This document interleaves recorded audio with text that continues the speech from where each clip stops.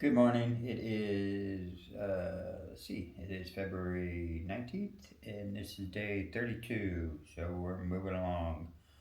Right now it is 9, 9:36, 9:36 a.m., and I was just planning out my route.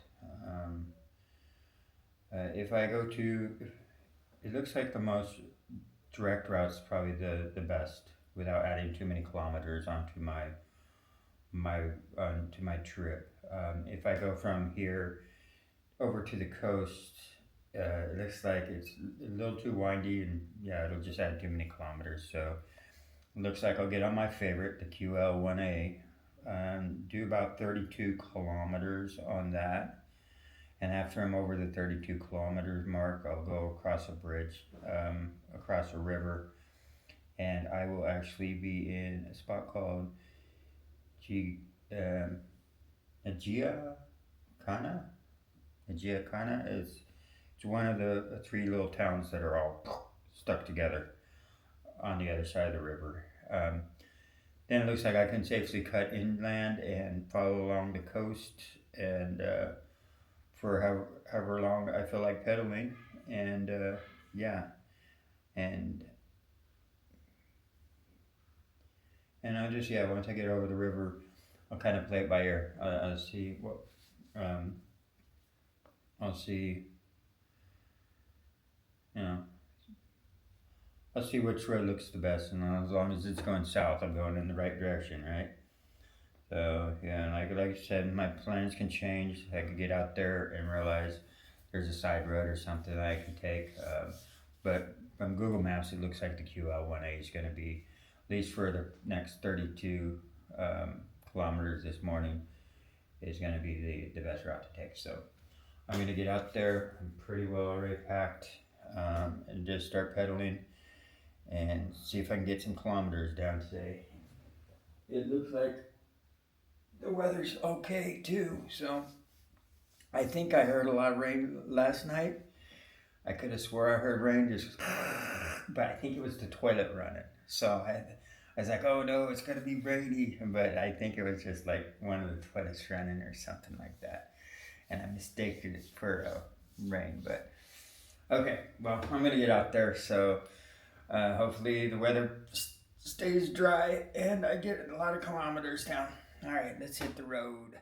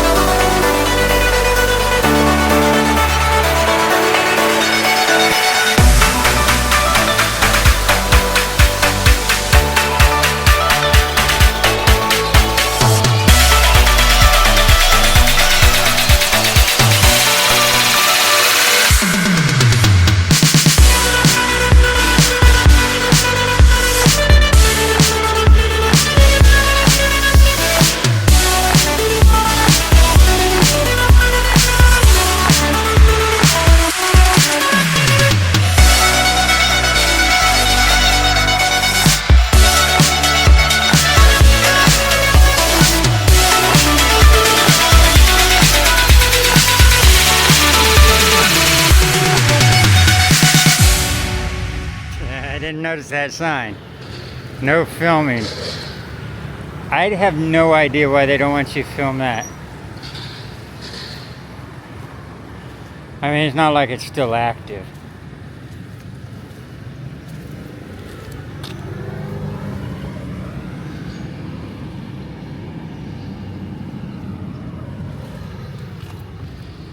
That's kind of ridiculous to say no filming.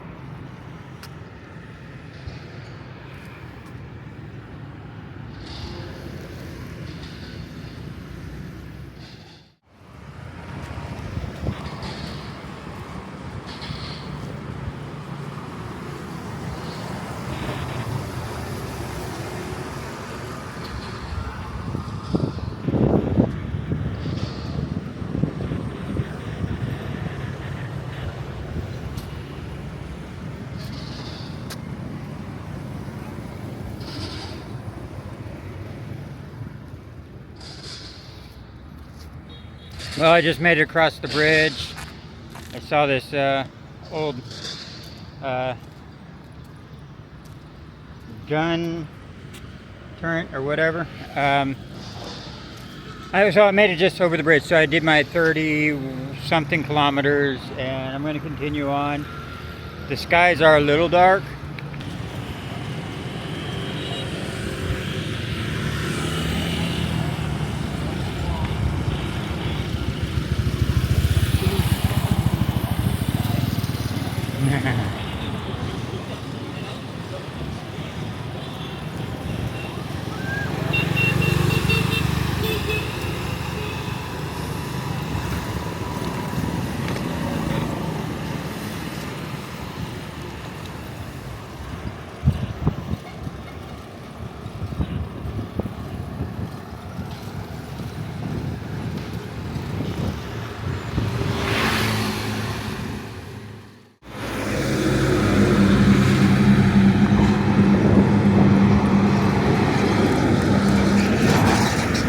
Alright, I'm 41 kilometers from where I started this morning at my hotel. I'm in Songvei. I'm on the Songvei New Bridge.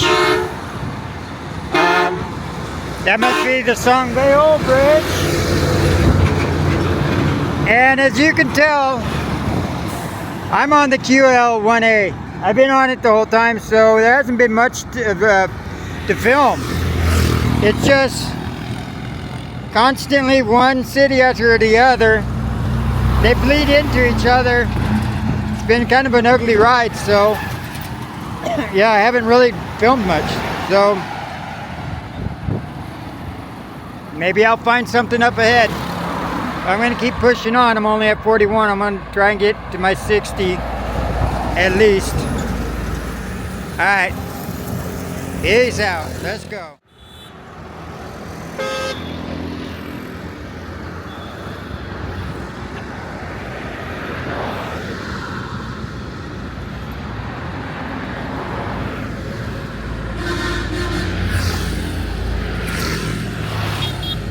So even across these long stretches of ugliness, there's always pockets of beauty everywhere.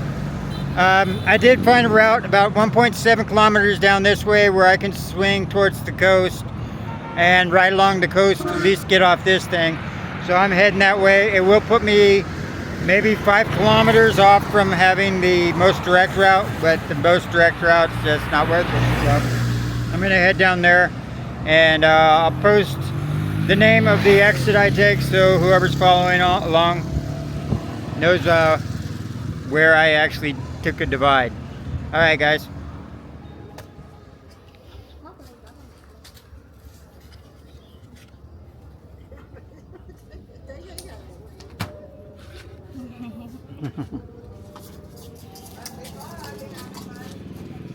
Không biết đâu thầy ơi.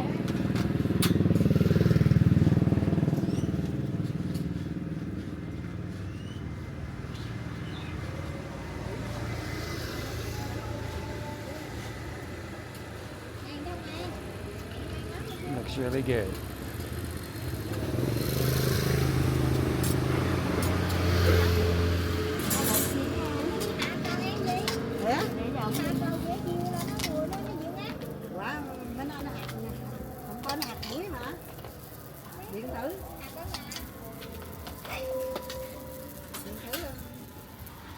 Cái này là không để được lâu đâu nha. Nhiều ra để ăn không được phải không? Dạ tầm nửa tiếng ăn giòn, chứ để lâu chắc là nó mềm. Ừ, nó mềm mắc luôn.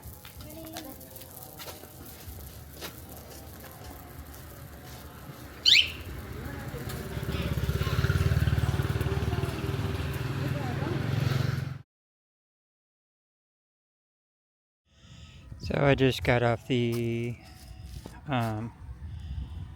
QL1A, and instantly it's more gratifying. You know, when I say stretches of ugliness, I'm just talking about that one road in particular. I'm not saying Vietnam in general. I'm not trying to be insulting about it. It's just that one road is not the prettiest. But as soon as you're off it, you know, this is just one block from it. And I was able to find some pretty good street food here.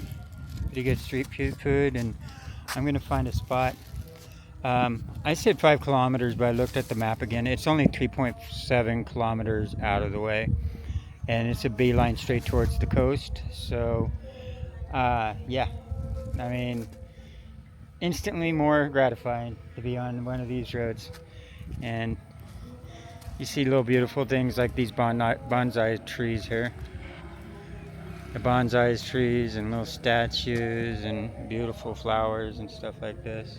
So the hardest part is to find a parallel road that runs along with QL1A without getting way out into the rice paddies like I did the first few times. So I'm going to find a spot to sit back and enjoy my street food.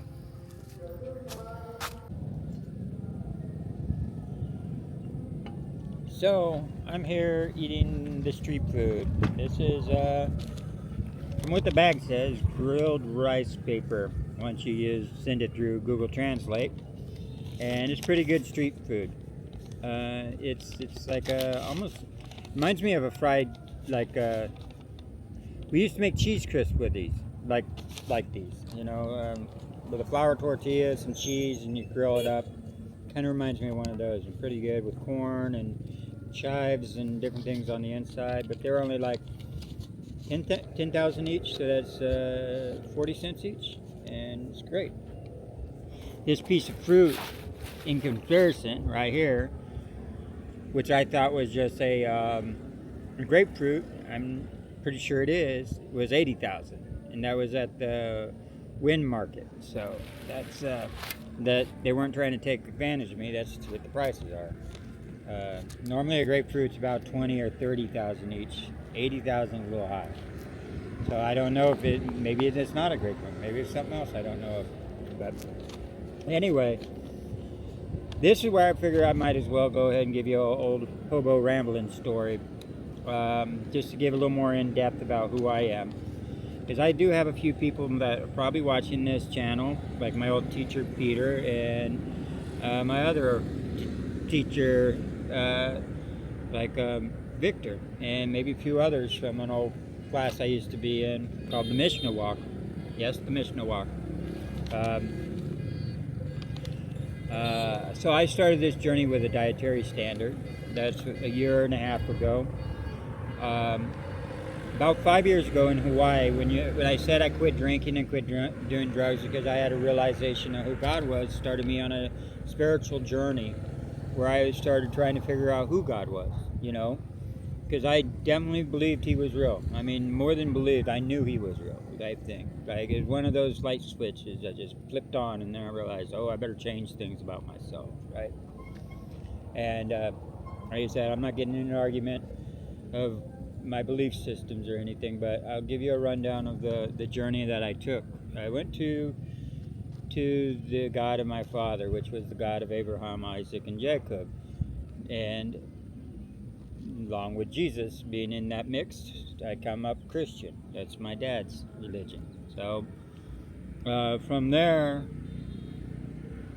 I started just reading the Bible and stuff like that, and watching videos on YouTube. You know, and I ran into like 119 ministries and stuff like this, and I ran into like the Torah observant Hebrew roots Messianics type And I took that division, but that also brought me into Tennessee, where I joined up with a congregation of Messianics, and they're like a hybrid. They're almost like a Seventh-day Adventist that also keeps the holidays, the Jewish holidays. That's more or less what they are. I mean, I know they would kill me to hear it, but that's what they kind of are. They do the dietary they have their own dietary standard they call biblically clean, but not kosher. And they do the holidays and stuff. But yeah, it's from there. I ended up with some great Jewish teachers. Peter was one of my teachers. I'm not going to say his last name, not just because I didn't ask him permission, but and Victor, and I was with them for a year and a half and stuff like that, just studying Jewish law and stuff like this. And also had other good teachers like Joseph Good and stuff. But from there, I just gradually started moving towards Judaism. And at one point, I decided, I think I want to pursue converting to Judaism. And that's when I took on a full kosher dietary standards and stuff like this. And that's about the time I went to Israel to see what Israel was all about and stuff like that, just because it was the land of the Bible.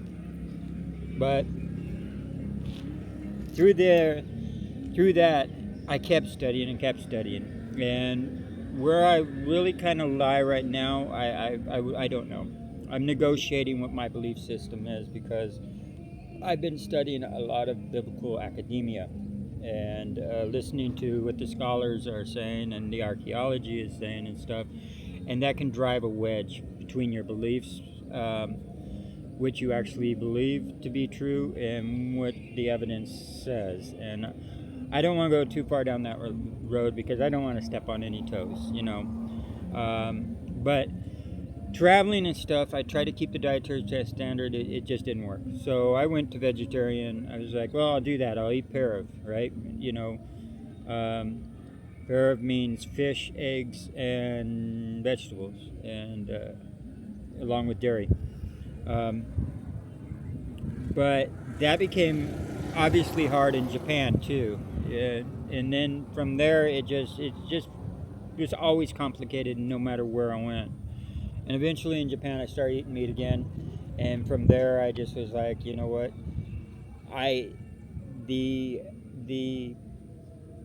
The divide between the communication between trying to figure out how to keep a dietary standard by asking people questions that don't know my language and trying to do it through Google Translate and stuff is just ridiculous. It's a pain in the butt that doesn't need to be done. So I decided just to drop my dietary standards altogether. And if any of the people that know me would also know, a deer can actually eat treif. There's nothing wrong with treif. There's a deer is, and I'm not actively pursuing Judaism anymore.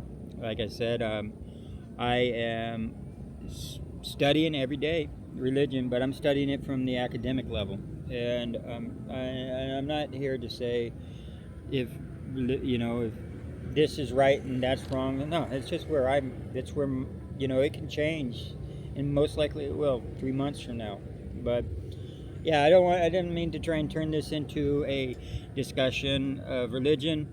I prefer not to, but now you kind of guys have an idea. Like if you hear me say shalom or something like that, it's just from my old Messianic background and my old Jewish background. I still love my Jewish friends and my Jewish teachers, and I love the Jewish people. So it's nothing about that. It's just I'm not actively pursuing trying to convert. My interests are within the studies of academia and the Bible, and I no longer keep a dietary standard. So that should clear that all up. So anyway, that's my 2 bits. I'm sorry I dragged that out. I wanted to. I figured I might as well fill you guys in just a little bit more about my life, and I hope it didn't scare too many of you guys away. All right, bye-bye.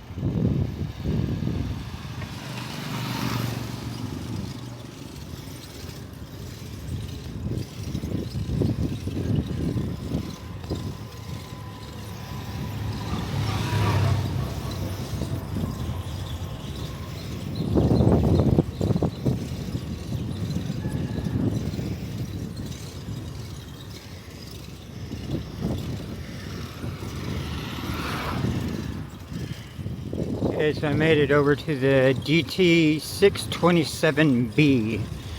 That's the side road that I was aiming for. That's 3.7 kilometers from the QL1A. Not really along the beach, but the beach is to my left up here. Not that far. Now, one of the reasons I'm coming inland, or not inland, but towards the coast more, is from Google Maps satellite view.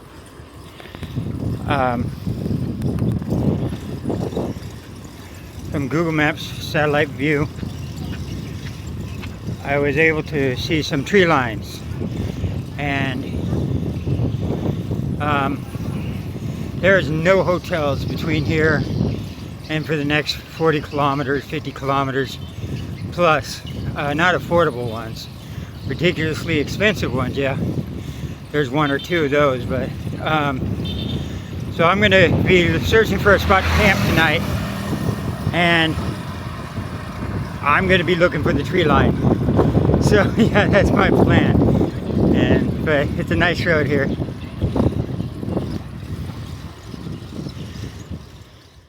Yeah, I had to circle back to get this.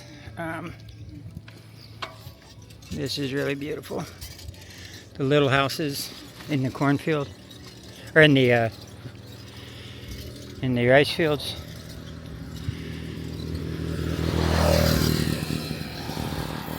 I'm not being.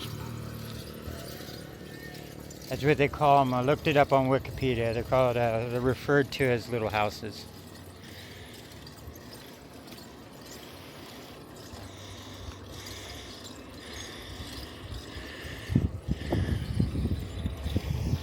And they're just burial plots in the fields, so the fields can be sold later on. It's a way of guaranteeing that the fields stay within the family.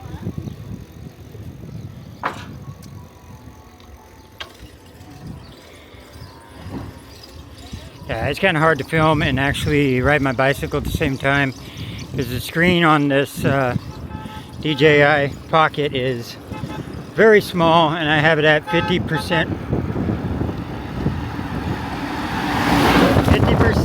brightness to save battery. So a lot of times though, that's why I'm getting out of frame and stuff like that.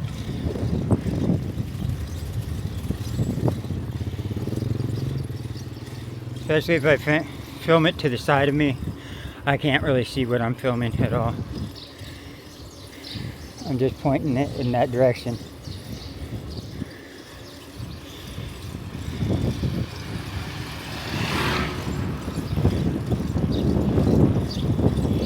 The Osmo does a really good job of correcting me though. I like that. It does. It does a better job than I do, that's for sure.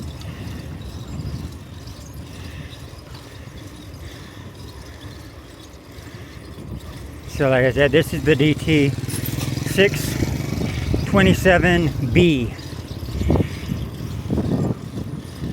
It's a nice road.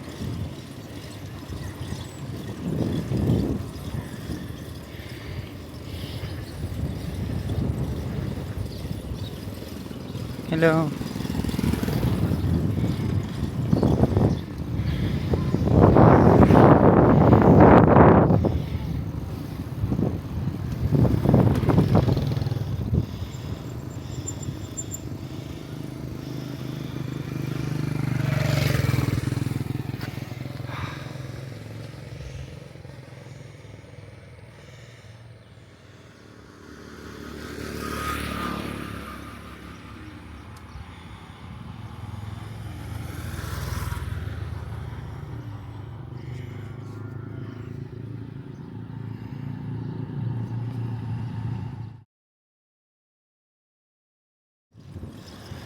Alright, I'm coming up to the tree line I was talking about, that you can see from Google Maps, from the satellite view.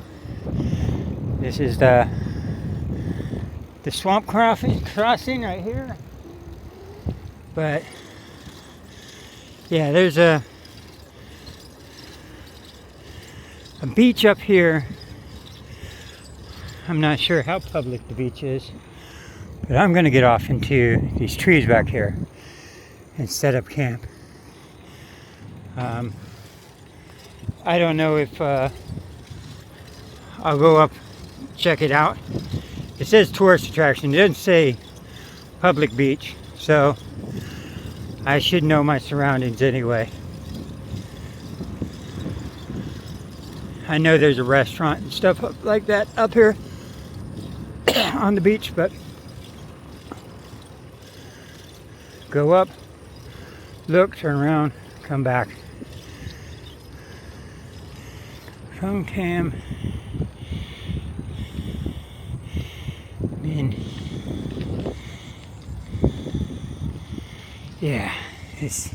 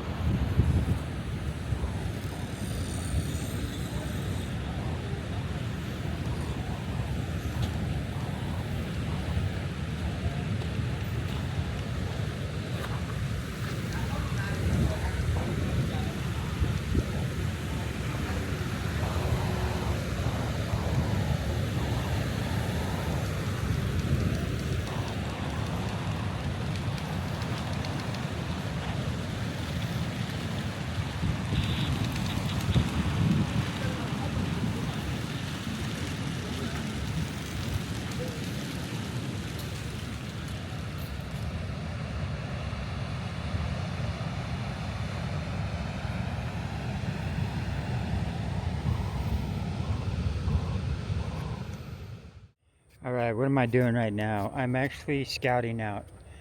I found 2 trees. Let's see. This one, although it has a few limbs I probably should clean off, and between that one and this one right here, it's a good distance apart. The road is right there, so I'm not too far back. I'm not trying to hide from anybody, but I do need a spot that I can put up my tarp. So I'm not out of sight, out of my. I mean, I'm covered enough from the road, but there's a trail that came down, just a small trail, but it didn't look like, I didn't see much footprints and activity within the last day or so. So there's some older tracks, but didn't look like they've been within the last day or so. I'm gonna get my hammock strung up, and I'm gonna need the tarp. Like I said, there is nothing affordable in a long distance from here. How many kilometers? I'll just post that down below if I remember to. But yeah, it's too far for me to actually.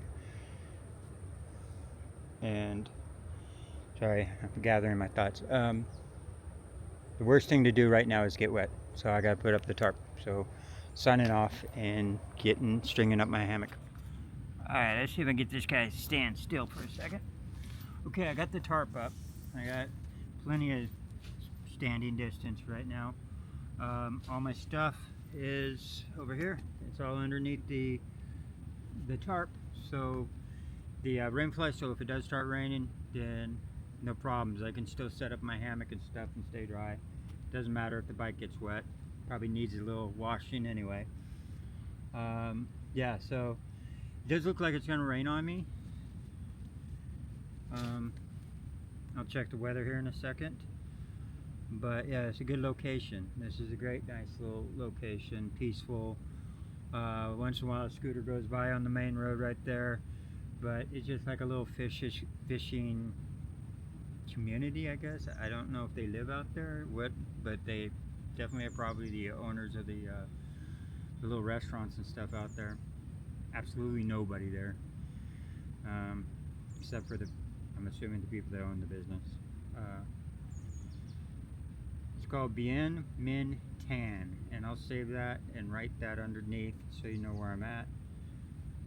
If you guys are not following on Google Maps, I put a link. There's a link in the description of each video with a Google Maps link, and that's to my folder Vietnam 90-day visa is what it says, and each pin is where I stay for the night. And you'll notice it says nights and days.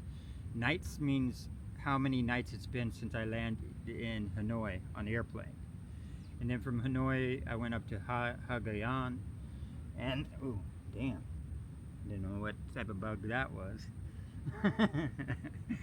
And then over to Cao Vang, and then Cao Vang, I started my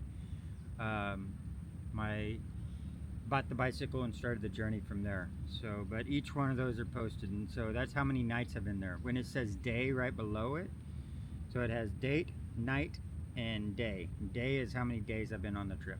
So that gives you a little bit background information, if just in case that confused anybody. And from Hanoi up to Haigaiyang, over to Cao Vang, and then that's where the journey starts, and along the coast to here. And I update that every single day, each place I stay, with a few notes at the bottom of what the day was like. So yeah, utilize that if you want. Like I said, I'll just keep updating it, and I'm gonna get my hammock up. We'll go ahead and end it right there.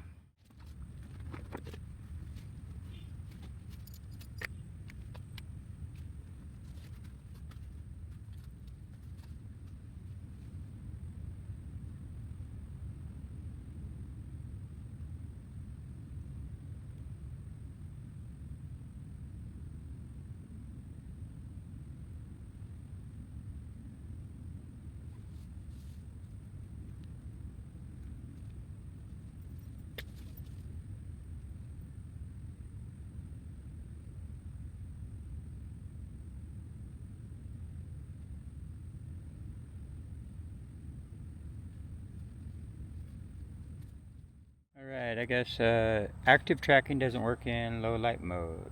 Okay, well at least I get to try out my low light mode. It's not really that dark out, but it is 5:40 right now, so I'm just ending up the day. Yeah, I'm just ending up the day here. I got my hammock all strung up, and you're probably asking, if I have a hammock, why am I sitting on the ground? It's just, well, one, it's habit, but two, it's easier to access all my stuff that's right down here on the ground. And yeah, so yeah, my hammock's up. Looks like it's going to be pretty pleasant, quiet night tonight. And yeah, I don't have a lot of water, but I have enough for the night, and I'm not that far from town, so in the morning I get up and go over there. I'm going to cook something to eat. Then I'm going to sacrifice a little water for some ramen, and then I got this big old fruit and some yogurt and stuff like that. I'll have a good meal. It's not time to layer up yet. It's not cold enough, but there's mosquitoes out, so I might get up behind the mosquito net. So yeah, one look at my setup for the night. And yeah, I'll flip this around. Be easier to do it this way. I got the extra tarp in there, just as a little double cover. And that's what I'm working with tonight. I do like to see a hammock. The hex fly gives me a lot more room underneath, although it's a little more it stands out a little more than the one it comes with.